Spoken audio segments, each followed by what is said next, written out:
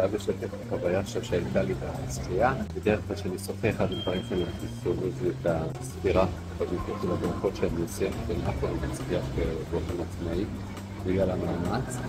וניסיתי כבר שני סוגים של שעונים שתמיד מגייפים בגלל שזה על GPS, ואני שוחה בבריכת אינדור, אז זה תמיד משתבש. ושלא נדבר על מדידה של מרחקים וזמן, שזה משהו שאני לא מצליח לעשות עם השעונים שפגשתי עד עכשיו, וגם לא באמצעות השעון של הבריכה. ובקיצור, היום ניסיתי המשלחת הזאת של פורום.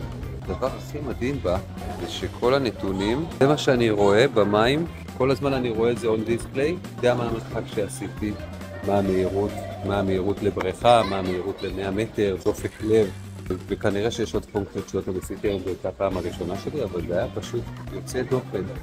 וכאילו הוא יותר מחבר לאימון, וגם היה לי אימון היום קצת יותר טוב ממה שאני עושה בדרך כלל. אז זהו, רק רציתי לשתף בחוויה.